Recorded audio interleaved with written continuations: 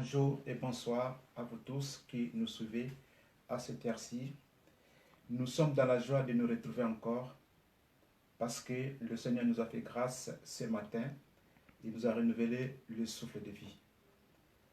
Nous bénissons le Seigneur pour cette occasion. Vous aurez remarqué que nous sommes dans la maison simplement parce qu'il y a ce virus de Corona qui circule dans le monde et cela n'a pas permis que nous puissions nous retrouver dans l'assemblée comme nous le faisons tous les dimanches. Mais la Bible nous dit que Dieu est le maître des temps et des circonstances. Et à chaque circonstance, que le nom de l'Éternel soit loué. Voilà pourquoi nous allons commencer notre prédication ou exhortation d'aujourd'hui par la prière. Nous vous invitons donc à la prière avec nous pour la gloire de Jésus-Christ. Prions tous ensemble. Seigneur, merci pour ce temps. Que ton esprit nous guide, que ton esprit se manifeste du début jusqu'à la fin de ce moment. Prends le contrôle de toutes choses afin que la gloire ne revienne qu'à toi.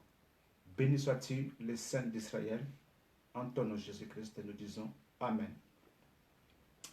Amen, Église. Voilà, nous sommes dans la joie. Et aujourd'hui, nous voulons partager une parole. Et cette parole certainement fera du bien à une personne quelque part. Et le message ou le thème de ce soir ou de cet après-midi est ainsi. Le combat est rude, mais la victoire est certaine. Je voulais rassurer une personne pour lui dire que le combat est réellement rude, mais la victoire est certaine. Ça, c'est la parole de l'Éternel. Oui, le combat est difficile. Le combat est fatigant. Le combat est coûteux. Le combat est stressant. Si nous prenons des exemples comme le combat de boxe ou le combat de catch, les matchs de foot, ce sont tous des combats.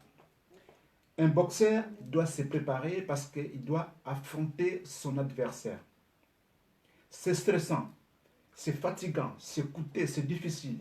C'est vraiment un travail qui les prend à cœur. Mais la Bible me dit, la victoire est certaine. Ce boxeur qui se bat, qui se prépare à combattre contre son adversaire, il se donne à tout, selon les conseils de son équipe, selon les conseils de son entraîneur, son coach, son équipe. Toute son équipe l'entoure pour lui prodiguer des conseils et il est là en train d'écouter ces conseils pour pouvoir les mettre en pratique et avoir la victoire. C'est la même chose aussi avec nous, les enfants de Dieu. Le combat est rude, mais la victoire est certaine. C'est Dieu qui va nous donner des stratégies, des techniques, comment combattre pour avoir la victoire. Parce que c'est lui qui combat en réalité à notre place et il nous donne la victoire. Nous allons seulement savourer la victoire et nous allons acclamer pour ce Dieu-là. Amen. Que Dieu nous bénisse. Gloire au Seigneur. Alors, je voulais poser une question à quelqu'un qui nous suit à cette heure-ci. Quel est ton combat d'aujourd'hui? Parce que la vie, elle est faite de combats. Chaque jour dans la vie de l'homme, il y a ce qu'on appelle le combat. Le combat d'aujourd'hui, ce n'est pas nécessairement le combat d'hier. Ou le combat d'hier, ce n'est pas nécessairement le combat d'aujourd'hui. Le combat d'aujourd'hui ne sera pas nécessairement le combat de demain. Voilà pourquoi je te pose la question, quel est ton combat d'aujourd'hui? Voilà, que le Seigneur nous bénisse. Et j'aimerais te dire encore une chose, bien-aimé, que ce que tu subis aujourd'hui comme souffrance, comme combat, tu n'es pas la première personne à connaître le combat dans la vie. Et tu ne seras pas la dernière personne à connaître le combat dans la vie. J'aimerais te dire une chose. Il y a quelqu'un qui a connu ce combat bien avant que tu sois dans ce monde. Voilà, c'est pour cela que j'aimerais inviter tout le monde à prendre sa Bible et nous allons commencer notre prédication d'aujourd'hui dans le livre de Apocalypse au chapitre 12, à partir du premier verset jusqu'au verset 12. Voilà, c'est là où nous allons comprendre qui a commencé à subir le combat. C'est pour cela que j'avais dit que tu n'es pas le premier à connaître le combat. Il y a quelqu'un qui a connu le combat bien avant que toi tu sois né, avant que tu viennes dans ce monde. Gloire au Seigneur. Lisons la parole du Seigneur dans Apocalypse chapitre 12, à partir du premier verset jusqu'au verset 12. Je lis au nom de Jésus-Christ. Un grand signe parut dans le ciel. Une femme enveloppée du soleil, la lune, sous ses pieds, et une couronne de 12 étoiles sur sa tête. Elle était enceinte et elle criait, étant en travail et dans les douleurs de l'enfantement. Gloire au Seigneur. Alléluia.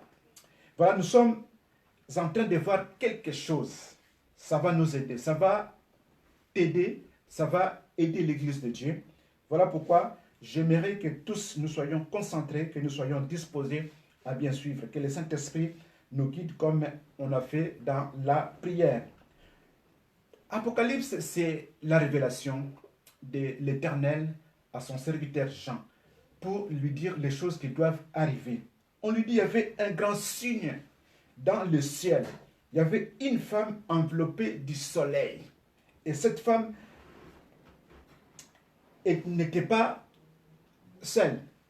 Elle était enveloppée du soleil, de la lune, et sous ses pieds, il y avait une couronne de 12 étoiles sur sa tête. Oh, gloire au Seigneur. Ici, il s'agit simplement de l'Israël. L'Israël, peuple de Dieu. Peuple choisi par l'Éternel. On est en train de parler de ce peuple-là. Et ce peuple-là devait donner naissance à l'enfant mâle qu'on appelle Christ Jésus. Continuons encore l'histoire. Une femme enveloppée du soleil. Donc Israël, ce peuple-là, c'est le peuple de Dieu. Il est protégé par Dieu. Il est couvert par Dieu. Il est aimé par Dieu. Il est aussi enveloppé de la lune. Dieu le Père et Dieu le Fils. On nous dit, sous ses pieds et une couronne de 12 étoiles sur sa tête. C'est-à-dire que en Israël, on devrait avoir ce qu'on appelle la 12 tribus d'Israël. Alléluia. Ça, c'est une parole prophétique. Et aujourd'hui, nous parlons de ces 12 tribus d'Israël. Voilà, c'est écrit ici dans la parole de Dieu. Et on nous dit qu'au verset 2, elle était enceinte, cette femme, c'est Israël, elle était enceinte et elle criait, étant en travail et dans les douleurs de l'enfantement. Vous connaissez, quand une femme veut accoucher, ça donne des douleurs. Et c'est ça l'explication que le Seigneur veut nous donner. Verset 3. Un autre signe parut encore dans le ciel. Et voici, c'était un grand dragon, rouge fait, ayant 7 têtes et 10 cornes, et sur ses têtes, 7 diadèmes.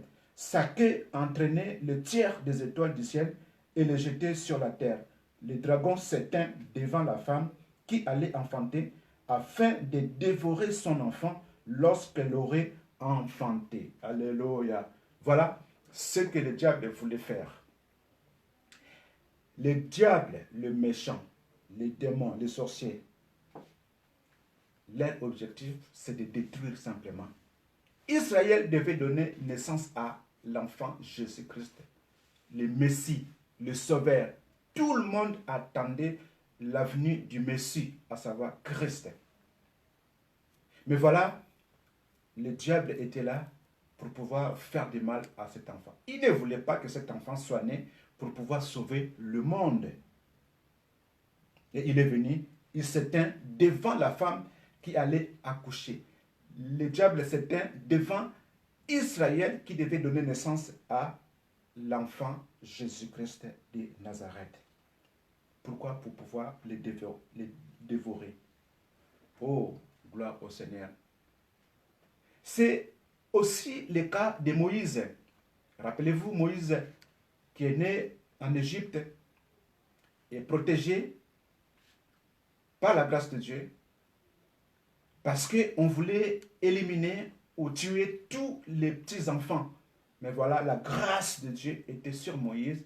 Moïse est parti pour pouvoir un jour sauver son peuple qui était esclave toujours en Égypte. Gloire au Seigneur. Et Jésus-Christ étant né, il est venu dans le monde, la même chose aussi.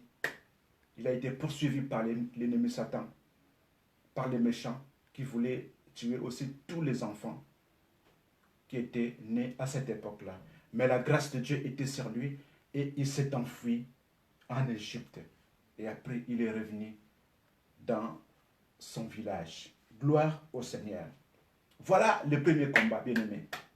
Déjà, à la naissance, le diable ne voulait pas que Christ soit là. C'est comme toi aussi, à ta naissance, tu as été combattu. Mais Dieu a fait grâce. Aujourd'hui, tu vis, bien-aimé.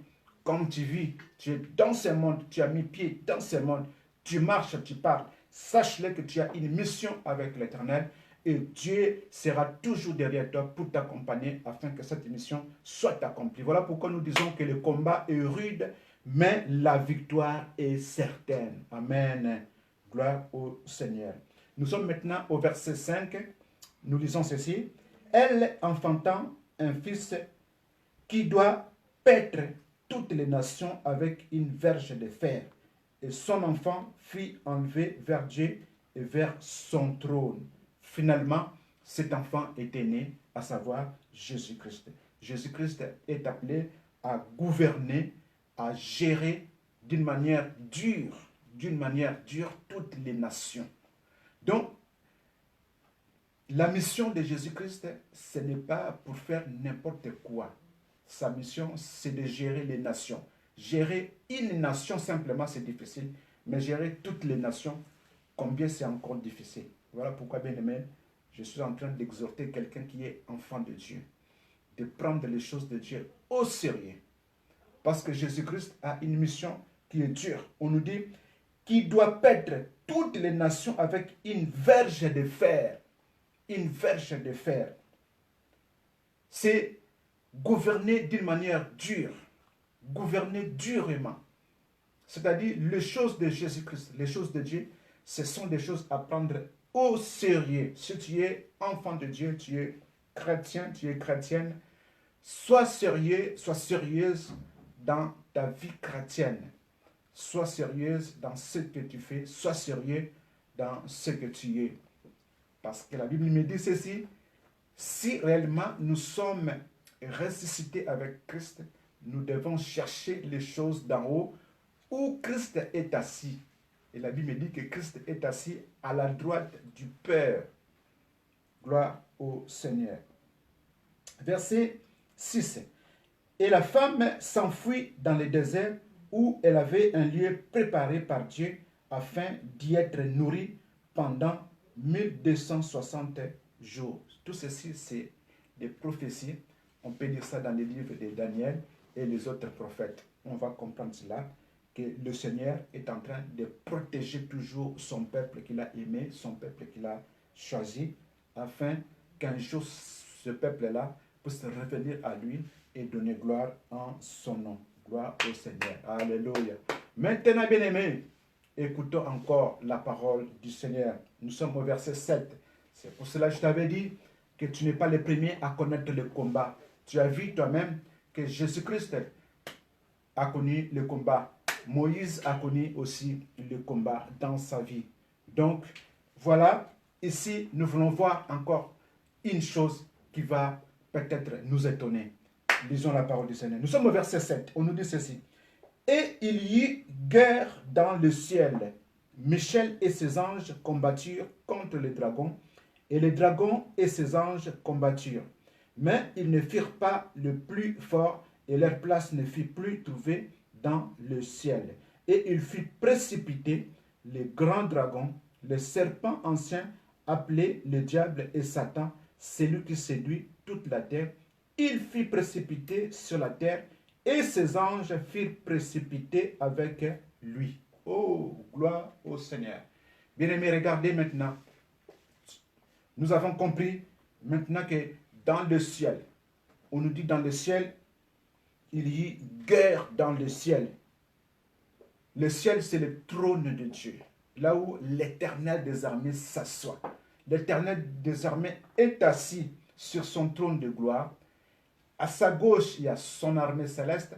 À sa droite, il y a Jésus-Christ avec l'armée céleste aussi. Donc, l'Éternel des armées est entouré de son armée céleste. Mais voilà que là où l'Éternel des armées était assis, il y a eu guerre. Oh, bien-aimé, tu peux imaginer, dans la présence de Dieu, il y a quelqu'un qui se révolte. La guerre éclate dans le ciel où le Seigneur est assis. Mais la Bible nous dit quoi? La Bible nous dit, Michel et ses anges combattirent contre le dragon, et le dragon et ses anges combattirent. Michel, rappelez-vous, dans la parole de Dieu, Michel, c'est l'ange principal qu'on appelle archange. Avec les autres anges, les anges qui combattent pour Dieu, les anges qui défendent l'intérêt de Dieu, se sont mis d'un côté. Et de l'autre côté, on a vu encore le dragon avec ses anges qui se sont mis aussi ensemble pour combattre contre les anges de Dieu. Rappelez-vous, nous avons parlé des anges, nous avons dit qu'il y a trois sortes d'anges. Il y a les chérubins qui sont des anges protecteurs. Il y a les séraphins qui sont des anges qui sont en train de louer le Seigneur. Et il y a l'archange qu'on appelle Michel. C'est l'ange principal qui combat pour le Seigneur et qui annonce le retour de Jésus-Christ. Parce que la Bible me dit, au son de la trompette, c'est l'archange qui va sonner la trompette. La trompette va sonner et nous serons tous enlevés. Le Seigneur viendra pour nous prendre. C'est au son de cette trompette-là de l'archange Michel. Gloire au Seigneur. Amen. Donc il y a eu combat dans le ciel. Vous imaginez le combat. Le combat, c'est des dégâts. Vous imaginez un pays qui se bat contre un autre pays. Une armée contre une autre armée. Chaque pays, chaque armée doit mettre en place toute sa force pour pouvoir mater l'ennemi, pour pouvoir détruire l'adversaire. Donc il y a eu combat dans le ciel. C'est-à-dire que dans le ciel, il y a eu des choses qui se sont cassées, des choses qui étaient détruites dans la présence de l'Éternel. Quelqu'un peut imaginer ça. Gloire au Seigneur. Gloire au Seigneur. Gloire au Seigneur. Mais écoutons la fin de l'histoire. La Bible nous dit au verset 8, mais ils ne firent pas les plus forts et leur place ne fut plus trouvée dans le ciel. Ouh, gloire au Seigneur. Quel que soit le combat par lequel tu peux passer, bien-aimé, je voulais simplement te rassurer que tu n'es pas le seul à combattre. Ce n'est pas toi en réalité qui combats parce que Dieu est avec toi. Regardez dans le ciel.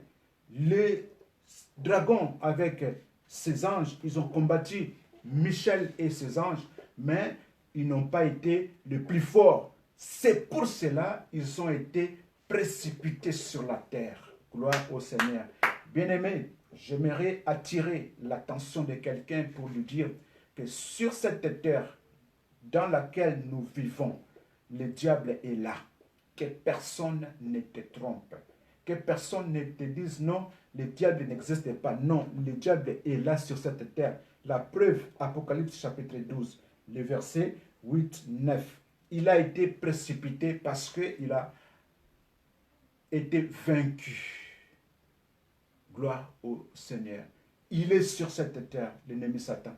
Il vit. La Bible nous dit, il rôde. Il cherche qui il va dévorer. Qui il va dévorer. Il cherche qui il va dévorer. C'est ça maintenant le combat que tu as aujourd'hui. C'est pourquoi je te dis que le combat est rude. Mais tu dois savoir une chose, que la victoire est toujours certaine. La victoire est certaine si tu es du camp de Jésus-Christ. Si l'Éternel est de ton côté, si le Dieu vivant est avec toi, si tu es réellement enfant de Dieu, né de nouveau, et tu marches dans la vie de sanctification. Gloire au Seigneur. Alléluia. Gloire à Jésus-Christ. Merci Seigneur. Merci notre Dieu. Et le verset 10, la Bible nous dit, « Et j'entendis dans le ciel une voix forte qui disait, maintenant le salut est arrivé, ainsi que la puissance, le règne de notre Dieu et l'autorité de son Christ, car il a été précipité, l'accusateur de nos frères, c'est lui qui les accusait devant notre Dieu, jour et nuit. » Gloire au Seigneur. Ouh, on peut acclamer le Seigneur parce que maintenant nous avons la victoire. Nous avons la victoire parce que le diable a été chassé du ciel. Il n'est plus là où il était avant. Il a été chassé du ciel. Mais il est descendu sur la terre. Il est descendu sur la terre. On nous dit ceci. On l'appelle l'accusateur de nos frères. C'est lui qui les accusait devant notre Dieu jour et nuit. Comment est-ce qu'il les accusait lorsqu'il était encore au ciel? Il les accusait comme ça. Quand il regardait sur la terre, comment toi tu marches, ce que toi tu fais, tout ce que tu fais, que ce soit dans les secrets, il voyait et il se présentait devant le Seigneur pour dire, voilà ce que ton enfant fait. Rappelez-vous l'histoire de l'Éternel qui parlait avec le méchant, avec le diable à propos de Job. Il a dit ceci, as-tu vu mon serviteur Job? Parce que le diable était en train de sillonner le monde. Il a vu Job. Il connaissait la vie de Job. De même aussi, le diable nous connaît. À chaque fois, lorsque tu fais quelque chose de mal, le diable est en train de t'accuser auprès du Père. Et le Père est là pour te protéger, pour te défendre, pour te couvrir d'amour. Oh bien-aimé, voilà pourquoi j'exhorte quelqu'un de pouvoir aimer l'Éternel Dieu, d'abandonner le mal. Parce que lorsque tu fais le mal, tu t'exposes au danger. Le diable sait que tu fais le mal. Et il est là pour t'accuser jour et nuit. À chaque fois que tu tombes, à chaque fois que tu fais quelque chose de pas bien, il t'accuse. Lui, il est là simplement pour t'accuser. Il n'est pas là pour te défendre. Mais Dieu est là pour te défendre. Voilà pourquoi je dis à quelqu'un que le combat est rude, mais la victoire est certaine. Parce que Dieu est là, il combat pour toi. Il est là pour te défendre. Là où tu es condamné, là où les méchants s'élevaient, le diable avait dit des choses pas meilleures contre toi. Il a dit ceci, peut-être que tu n'avanceras pas. Tu ne réussiras pas. Tu seras toujours malade. Tu vas mourir. Tu vas souffrir. Tu seras ainsi de suite. Des choses comme ça mauvaises contre ta vie. Des paroles méchantes contre ta vie. Oh, mais l'Éternel viendra au même endroit où l'ennemi Satan avait parlé mal contre toi. L'Éternel viendra pour effacer l'acte dont les ordonnances nous condamnaient et qui subsistait contre nous. Et il va maintenant proclamer des bonnes choses, des choses meilleures, la réussite, la bonne santé, la prospérité, oh, la joie, le bonheur. Voilà ce que le Seigneur est en train de proclamer pour toi. Voilà pourquoi nous avons intérêt, bien-aimés, de servir ce Dieu-là dans la joie, avec toute honnêteté et simplicité de cœur. De marcher dans la vie de sanctification, loin de tout péché. Parce que tous les péchés que nous faisons, que ce soit dans le secret, toi tu penses que tu as fait quelque chose dans le secret, personne n'a vu. Tu étais tout seul, tu étais toute seule quand tu avais fait ça. Oh, sache-le que Dieu t'a vu. Même quand tu partais, quand tu quittais l'endroit pour aller quelque part, Dieu t'a vu. Là où tu es entré, tu as regardé à gauche, tu as regardé à droite. Tu as regardé devant, tu as regardé derrière. Tu as vu, il n'y a personne qui m'a vu. Mais tu n'as pas regardé au ciel. Il y a quelqu'un qui t'a vu dans le ciel. Il s'appelle Dieu, l'Éternel des armées. Il te couvre d'amour. Mais l'ennemi Satan ne te couvre pas d'amour. Lui, il est là pour t'exposer, pour te livrer. Voilà pourquoi on nous dit qu'il est l'accusateur de nos frères. Jour et nuit, son travail consiste seulement à regarder à nos fautes. Parce que Dieu est en train de nous défendre. Et lui, il est là pour nous accuser. Voilà, il a fait ceci. Hier, il était à tel endroit. Comment il a parlé. Regardez ce qu'il avait fait. Ainsi de suite. Il est là seulement pour nous accuser. Mais Dieu est là pour nous défendre. Voilà pourquoi, bien-aimés, nous avons intérêt à servir ce Dieu-là dans la joie et dans la paix. Gloire au Seigneur. Merci parce que tu as compris que tu n'es pas le premier à connaître le combat. Le combat a eu même lieu dans le ciel, là où il y a le trône de Dieu. Mais Dieu a vaincu. Avec ses anges, ils ont vaincu. Ils ont chassé l'ennemi Satan. Ils ont chassé le serpent, le dragon, et il a été précipité sur la terre, là où toi tu vis maintenant. Mais je te dis une seule chose, reste attaché à ce Dieu-là. Celui qui a vaincu le diable dans le ciel est le même qui vaincra aussi le diable sur cette terre pour toi, et il te donnera la victoire dans le nom de Jésus-Christ. Amen. Que Dieu soit loué. Nous acclamons le Seigneur. Gloire au Seigneur. Merci Jésus-Christ. Merci parce que tu es bon. Sois béni, sois glorifié. Merci Seigneur. Je voulais encore t'exhorter, bien-aimé, par rapport au combat toujours. Je voulais te donner un exemple dans la Bible d'un homme. Nous allons prendre dans le livre des 2 Rois au chapitre 6, à partir du verset 8 jusqu'au verset 17. Nous allons voir un homme aussi dans sa vie qui a connu le combat. Lisons dans le livre des 2 Rois au chapitre 6, à partir du verset 8 jusqu'au verset 17. Le combat d'un homme. Il s'agit de qui? 2 Rois chapitre 6, à partir du verset 8. Je lis la parole du Seigneur. 2 Rois chapitre 6, le verset 8. Le roi de Syrie était en guerre avec Israël, et dans un conseil qu'il tint avec ses serviteurs, il dit, mon camp sera dans un tel lieu. Mais l'homme de Dieu fit dire au roi d'Israël, garde-toi de passer dans ce lieu, car les Syriens y descendent. Et le roi d'Israël envoya des gens pour s'y tenir en observation vers le lieu que lui avait mentionné et signalé l'homme de Dieu. Cela arriva non pas une fois, ni 2 fois. Gloire au Seigneur. On s'arrête là pour l'instant, on va continuer la suite. On nous dit ici que la Syrie était en guerre contre Israël. Le pays, la Syrie, en guerre contre Israël, le pays aussi. Mais le roi de Syrie, qu'est-ce qu'il a fait? Il a rassemblé tous ses généraux, tous ses lieutenants, tous ses combattants. Ils ont fait une réunion stratégique. Ils ont élaboré des plans comment attaquer Israël. Ils ont préparé toutes ces choses dans le secret le plus total. Oh, gloire au Seigneur. Et ils se sont dit comment ils vont se positionner pour pouvoir attaquer Israël. Ils ont donné tous ces plans-là aux généraux, aux militaires, aux responsables, et tout un chacun a pris ses dispositions. Mais voilà que tout ce que le roi de Syrie était en train de préparer, en Syrie, tout ce qu'il était en train de préparer chez lui, dans sa chambre à coucher, tout cela était révélé à l'homme de Dieu qui se trouvait en Israël. Qui est cet homme de Dieu? Nous le verrons par la suite.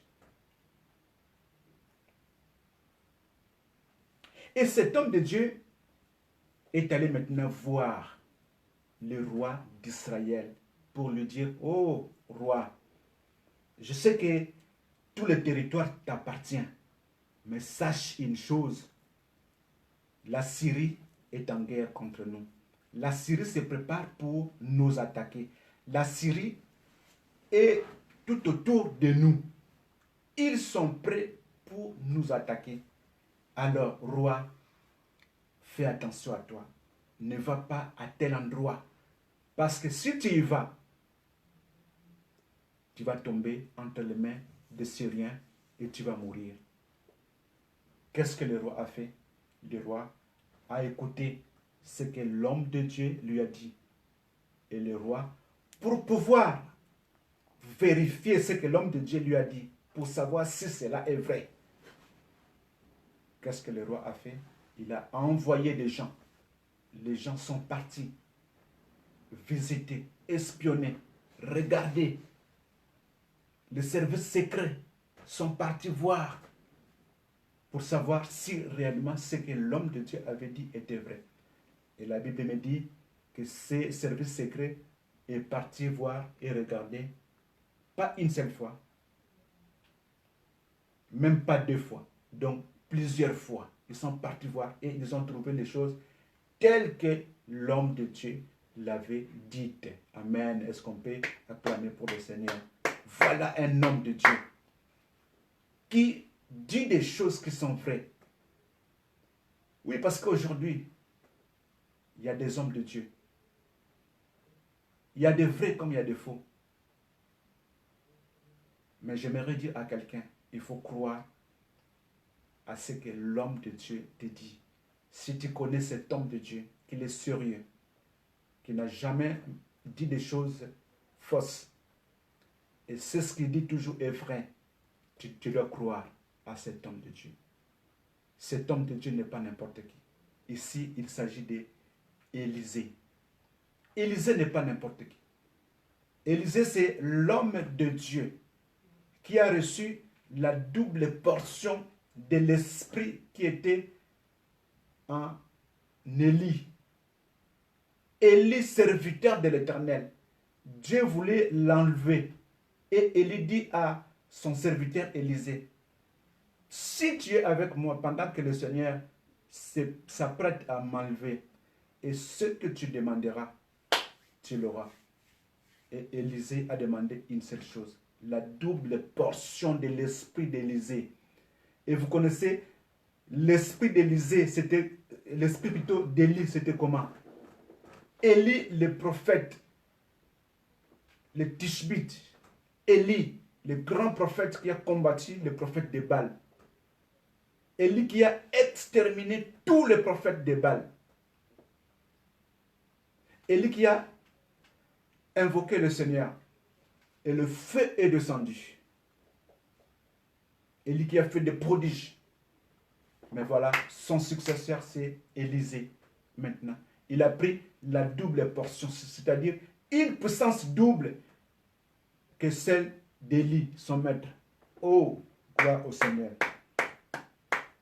Nous acclamons le Seigneur. J'aimerais encore relire cette parole pour toi, bien-aimé, pour que tu comprennes.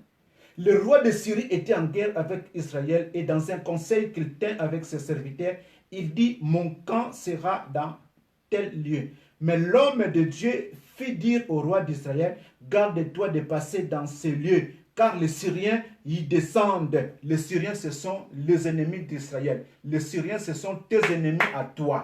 Si on te prévient, on te dit quelque chose, fais attention, ne va pas là-bas, ne mets pas tes pieds là-bas, ne parle pas à telle personne, ne fais pas alliance avec une telle personne. C'est avec raison parce que l'homme de Dieu, ce qu'il te dit, il les reçoit de la part de l'Éternel. Élisée a reçu ce message de la part de l'Éternel et l'a révélé au roi d'Israël afin que le peuple d'Israël soit sauvé. Et le roi d'Israël envoya des gens pour s'y tenir en observation vers le lieu que lui avait mentionné et signalé l'homme de Dieu. Cela arriva non pas une fois, ni 2 fois. Alléluia, nous acclamons la parole du Seigneur.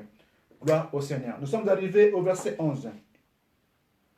Cela veut dire quoi? Nous devons être prudents dans le combat. Lorsque nous combattons, nous devons être prudents. On nous montre seulement la prudence. Sois prudent, sois prudente. Ne combat pas n'importe comment. Ce sont des stratégies de combat. Amen. Gloire au Seigneur.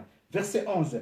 Le roi de Syrie en eut le cœur agité. Il appela ses serviteurs et leur dit, ne voulez-vous pas me déclarer lequel de nous est pour le roi d'Israël?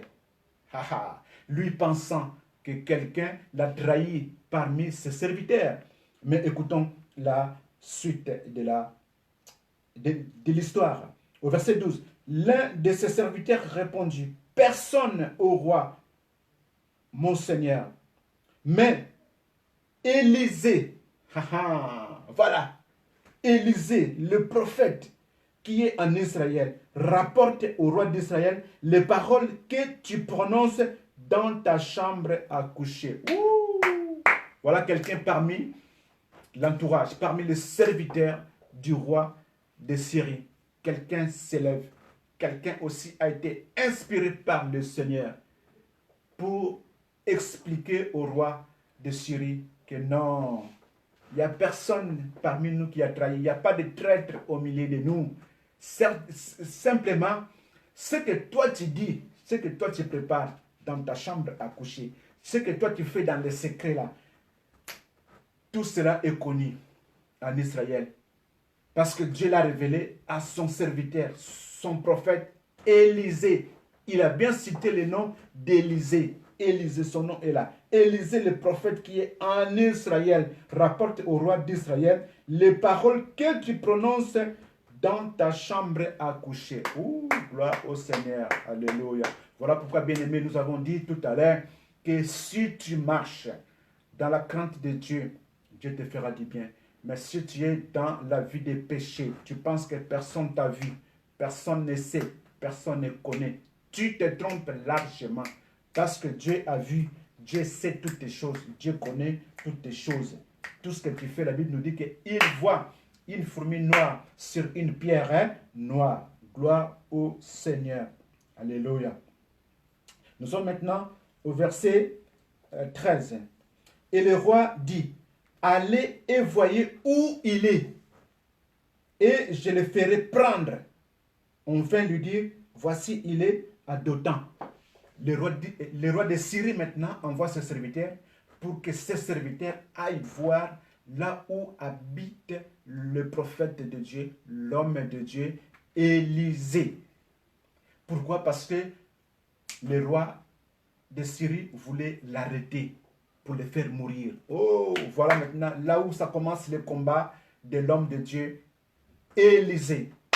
Gloire au Seigneur. C'est la même chose pour toi, bien-aimé, dans ta vie. Parce que tu sers le Seigneur avec crainte et tremblement. Parce que tu es tout le temps au service de Dieu. Parce que tu aimes le Seigneur. Tu te donnes aux choses de Dieu. L'ennemi Satan ne va pas te laisser tranquille. Voilà pourquoi je dis que le combat est rude, mais la victoire est certaine. Sois sûr, sois rassuré que la victoire est certaine. On est en train maintenant de chercher l'homme de Dieu. On est en train de le chercher. Mais l'homme de Dieu, là où il était assis, il ne savait pas. C'est comme toi aussi des fois. Tu ne sais pas que le diable t'a réclamé. N'est-ce pas que Jésus a dit un jour aux disciples, le diable vous a réclamé, le diable vous a réclamé, mais j'ai prié pour toi, Pierre. Quand tu vas te relever, tu prendras soin aussi des autres. Voilà comment le diable nous réclame. Le diable nous réclame parce que nous servons le Seigneur Dieu. Mais Dieu est avec nous pour combattre à notre place et nous donner la victoire. La victoire est certaine, bien-aimés. Sois loué, sois glorifié, Jésus-Christ, notre Dieu. Gloire à l'Éternel. On a précisé, et voilà les agents de Syrie sont partis. Les serviteurs du roi de Syrie sont partis. Les agents secrets sont partis. Et ils sont partis voir là où habitait Élisée. Ils l'ont localisé. Ils ont dit qu'il habite à Dothan. Oh, les esprits de contrôle. Ils sont là pour te surveiller. Comment tu marches? Qu'est-ce que tu fais? Qu'est-ce que tu as mangé? Tu es à tel endroit? Tu fais quoi? Tout ce que tu fais, ils sont là pour te surveiller. Les esprits de contrôle, de surveillance. Oh, gloire au Seigneur. Laisse-les faire leur travail. Laisse-les faire leur travail. Mais nous savons une chose, que l'Éternel Dieu est avec nous. Il combattra pour nous donner la victoire. Et ils sont là, ils sont venus, ils se sont installés. Nous sommes maintenant au verset 14. Il envoya des chevaux, des chars et une forte troupe qui arrivait de nuit et qui enveloppèrent la ville. Oh, ils sont tous venus avec des chars, avec des chevaux, avec une troupe, une armée forte, puissante. Et ils ont enveloppé la ville. Et ils sont venus quand? La nuit. La nuit, bien-aimé, la nuit. Nous ne cesserons de dire à quelqu'un la nuit, avant de dormir, bien-aimé, il faut prier. Parce que tu ne sais pas ce qui va t'arriver la nuit. La nuit, toi, tu n'as pas prié. Tu es parti te coucher comme n'importe qui. Non, tu n'es pas n'importe qui. Tu es enfant de Dieu. Avant de dormir, prends quelques minutes pour recommander ta nuit entre les mains de l'Éternel. C'est la nuit que le diable s'attaque très souvent aux enfants de Dieu. Voilà pourquoi la Bible nous montre encore ici que le roi de Syrie a envoyé son armée la nuit pour chercher comment arrêter, comment prendre l'homme de Dieu, Élisée. Et ils sont arrivés la nuit, ils ont enveloppé la ville. Nous sommes au verset 15. Le serviteur de l'homme de Dieu s'éleva de bon matin et sortit, et voici une troupe entourait la ville avec des chevaux et des chars. Et le serviteur dit à l'homme de Dieu, ah mon Seigneur, comment ferons-nous? Oh, pendant que l'homme de Dieu dormait, son serviteur s'est mis debout. Et dans ses habitudes, il a fait le tour de la ville pour se rendre compte de la situation de la ville et faire le rapport à l'homme de Dieu. Et il s'est rendu compte que la ville est entourée. Il y a des chars partout. Il y a des combattants, des ennemis qui sont là, qui veulent s'attaquer à la ville. Oh, des Dothan. Et il est allé voir l'homme de Dieu et lui dit, que ferons-nous? Que ferons-nous? C'est-à-dire, dans le cœur de cet homme, il y a eu une panique. Il a perdu tout espoir. Il a dit, c'est fini, aujourd'hui c'est notre mort. Parce que nous sommes entourés. On dormait la nuit et le matin, on se réveille. On est en train de subir. Voilà pourquoi, bien-aimé, je t'exhorte encore de pouvoir prier la nuit avant de dormir pour ne pas subir le matin quand tu vas te réveiller. Parce que tous les plans des démons se font la nuit et le matin, dans la journée, toi, tu vas subir. Mais nous ne sommes pas appelés à subir. Nous sommes appelés à vaincre. Voilà pourquoi nous prions sans cesse et nous rendons grâce à notre Dieu qui nous donne toujours la victoire. Nous sommes au verset 16. Écoutons maintenant la réponse de l'homme de Dieu. Après avoir entendu son serviteur lui dire, que ferons-nous? L'homme de Dieu dit ceci au verset 16. Il répondit, ne crains point, car ceux qui sont avec nous sont en plus grand nombre que ceux qui sont avec eux. Oh, gloire au Seigneur. Gloire au Seigneur. Ceux qui sont avec nous sont en plus grand nombre que ceux qui sont avec eux. Parce que l'homme de Dieu, il a les yeux physiques, il a aussi les yeux spirituels. Il voit les choses pas de la même manière que toi. Il ne voit pas les choses comme toi tu les vois. L'homme de Dieu a les yeux, je répète, physiques et spirituels. Dieu lui a donné la possibilité de voir les choses spirituelles plus que toi. Voilà pourquoi il dit que ceux qui sont avec nous sont en plus grand nombre que ceux qui sont avec eux. Toi, tu as vu les chars, tu as vu l'armée syrienne qui nous entoure, mais tu n'as pas vu l'armée céleste. Tu n'as pas vu l'armée de Jésus-Christ. Tu n'as pas vu l'armée de l'Éternel. Oh, tu n'as pas vu encore l'armée de l'Éternel. C'est pour cela que tu as peur. C'est pour cela que tu es paniqué. C'est pour cela que tu es frustré. C'est pour cela que tu as perdu tout contrôle. Mais je veux te rassurer, bien-aimé, dans les moments difficiles que tu traverses, sois fort. Sache-le que celui qui est avec toi, si réellement tu es enfant de Dieu, sache-le que celui qui est avec toi, il s'appelle l'Éternel des armées. Il est plus fort, il est plus fort et il est plus grand. Il est plus grand en nombre même. En nombre même. Son armée est élevée par rapport à l'armée de l'ennemi Satan. Gloire au Seigneur Jésus-Christ. Et l'homme de Dieu, nous sommes au verset 17. Dit ceci, l'homme de Dieu dit ceci, le verset 17. Élisée pria et dit, Éternel, ouvre ses yeux pour qu'il voie. Et l'Éternel ouvrit les yeux du serviteur qui vit la montagne pleine de chevaux et de chars de feu autour d'Élysée. Ouh, gloire au Seigneur. Les chars de feu autour d'Élysée. Oui, parce que l'homme de Dieu, le prophète, a prié l'Éternel. Il a dit, ouvre les yeux spirituels de mon serviteur, qu'il voie, qu'il soit dans la même vision que moi, parce que je suis en train de lui parler, de lui dire des choses d'en haut. Il n'arrive pas à comprendre. Il reste encore sur la terre. Lui, il ne pense qu'aux choses de la terre. Moi, je lui dis des choses d'en haut, mais il n'arrive pas à entrer. Alors, fais grâce qu'il puisse entrer dans le ciel pour voir la même chose que moi. Et le Seigneur a exaucé la prière d'Élisée. Le Seigneur a ouvert les yeux de son serviteur. Et le serviteur a vu le char de feu et il a compris que celui qui est avec nous est plus grand, celui qui est avec nous est plus fort. Nous avons la victoire au nom de Jésus-Christ, au nom de l'Éternel des armées. Voilà pourquoi nous acclamons encore le Seigneur, parce que nous avons la victoire au nom de l'Éternel des armées. Gloire au Seigneur, Gloire au Seigneur. Merci Jésus. Merci notre Dieu. Sois béni, sois glorifié. Alléluia. Merci notre Dieu. Sois béni, sois glorifié. Alléluia. Merci notre Dieu. Sois béni, sois glorifié. Bien-aimé, la Bible, n'est-ce pas, nous dit une chose pareille. Je voulais lire ça rapidement pour exhorter quelqu'un. Nous sommes dans le livre d'Éphésiens au chapitre 1er. Éphésiens chapitre 1er. Je vais lire rapidement. Je vais lire rapidement une parole qui va en parallèle avec celle que nous venons de lire maintenant dans 2 Rois chapitre 6, les versets 8 à 17. Je dis bien Éphésiens chapitre 1er, à partir du verset 16 jusqu'au verset 19. Éphésiens chapitre 1er, verset 16.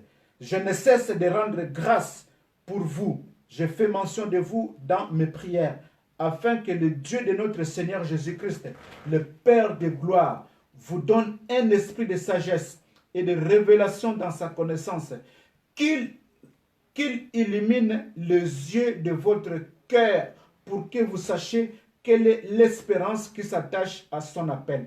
Vous pouvez continuer la lecture. C'était juste pour vous montrer le verset 18, là où c'est écrit qu'il illumine les yeux de votre cœur. Ça veut dire quoi? Nous avons des yeux. C'est pas que le serviteur de Dieu ne voyait pas. Ce n'est pas que le serviteur de Dieu était aveugle. Non, le serviteur de Dieu avait ses yeux, mais ce sont les yeux physiques. Mais ici, on nous dit que le Seigneur illumine les yeux de votre cœur, c'est-à-dire les yeux spirituels. Comme ça, vous allez voir les choses d'en haut, les choses qui sont cachées. Gloire au Seigneur. Voilà, c'était ça, l'exhortation. Nous continuons avant de pouvoir terminer. Nous voulons voir maintenant la victoire. Parce qu'on nous a dit que le combat est rude, mais la victoire est certaine.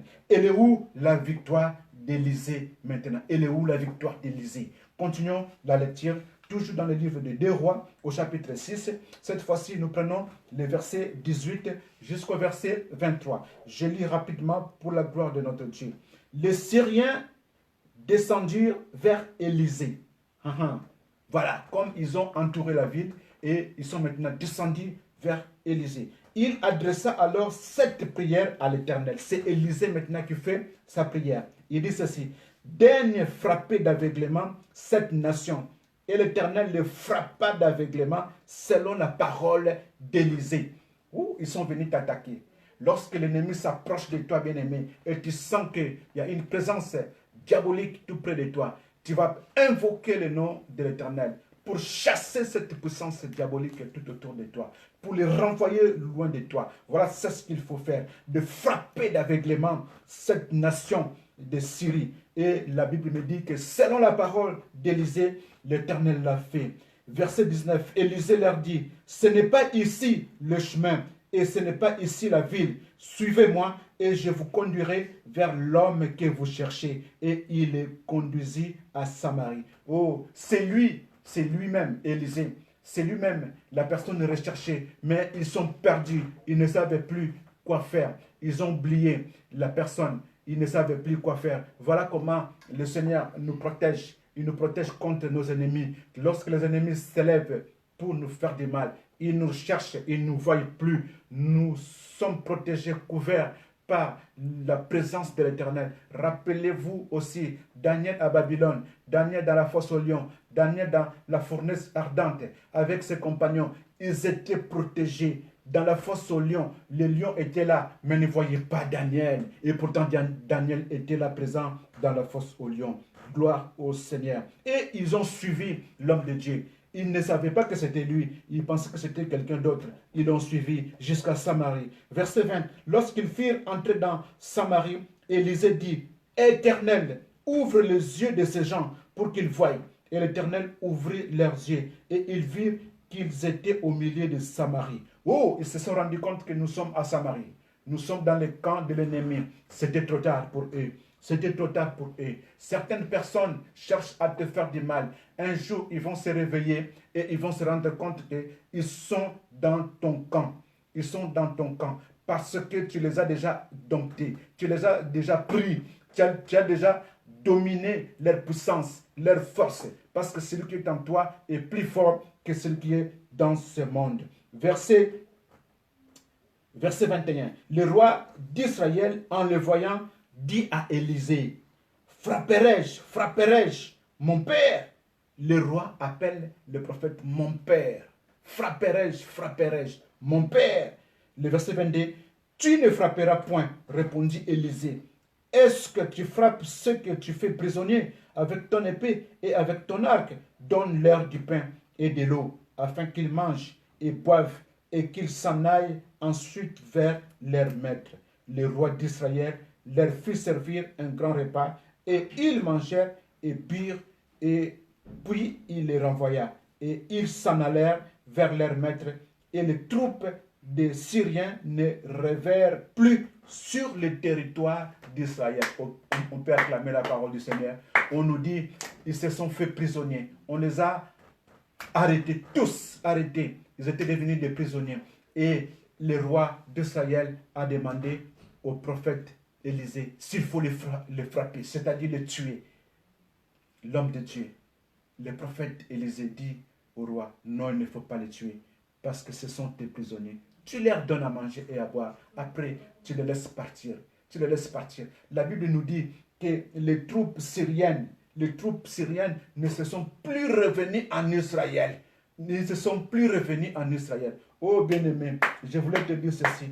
Tes ennemis d'aujourd'hui témoigneront demain pour toi. Les ennemis d'aujourd'hui, ceux qui sont ennemis contre ta vie aujourd'hui, demain, ils vont témoigner pour toi. Demain, ils vont témoigner pour toi. Ils diront ceci, cet enfant, nous l'avons pris. Nous avons décidé contre sa vie. Nous avons dit ceci contre sa vie. Nous avons confessé. Oh, nous nous sommes réunis. Nous avons fait des réunions, des complots, des projets, des pièges contre lui. Mais voilà, c'est toujours le même enfant-là qui prospère. Celui-là qui marche, celui-là qui est devant, celui-là qui enseigne la parole de Dieu, celui-là qui fait l'œuvre de Dieu, celui-là qui a accompli de grandes choses. Ils témoigneront pour toi. Ils témoigneront pour toi. Dieu permettra à ce que certains de tes ennemis, je dis bien certains de tes ennemis, ne mourront pas. Ils vont témoigner la gloire de Dieu en ton nom. Ils diront que voilà cet enfant-là, il a été destiné parce que nous avons comploté contre lui à ce qu'il soit ceci ou cela. Mais voilà que le Seigneur en a décidé autrement. Le combat est rude, mais la victoire est certaine. Voilà la victoire d'Élisée, cet homme de Dieu, ce prophète de Dieu. Comment il a été combattu? Simplement parce qu'il servait le Dieu d'Israël. Si toi aussi tu sers le Dieu d'Israël avec crainte et tremblement, tu seras comme cet homme-là, Élisée. Combattu, mais jamais vaincu. Parce que le Seigneur sera de ton côté pour te donner la victoire. Voilà la parole d'aujourd'hui. Que le Seigneur bénisse tout un chacun au nom de Jésus-Christ. Nous allons encore prier, bien-aimés, pour clôturer cette parole, ces moments. Nous allons laisser cette parole entre la main de l'Éternel. Dieu est bon, bien-aimé. Ce n'est pas en vain qu'il a permis que cette parole soit prêchée aujourd'hui dans ces conditions. C'est pour sauver une personne. Et cette personne, peut-être c'est toi qui écoutes. Sois attentif, sois attentive à la parole de l'Éternel. Ouvre l'œil ou les yeux spirituels ou l'oreille spirituelle pour pouvoir voir, entendre les choses de Dieu et entrer dans la même dimension que l'homme de Dieu, le prophète Élisée. Voilà quand le prophète Élisée avait demandé à Dieu d'ouvrir les yeux de son serviteur et le serviteur, ses yeux étaient ouverts et il était entré dans la pensée qui était celle de Dieu, à savoir une pensée commune avec le prophète Élisée. Et ils ont continué la marche ensemble et ils ont eu la victoire. Gloire au Seigneur. Seigneur, merci pour ta parole. Bénis-la. Ce n'est pas en vain qu'elle est venue aujourd'hui à cette heure-ci. C'est pour faire du bien à une personne. Que toute la gloire te revienne. Merci Jésus. Bénis ton serviteur et bénis toute l'assemblée. En ton nom, Seigneur, nous disons Amen. Amen, amen, amen.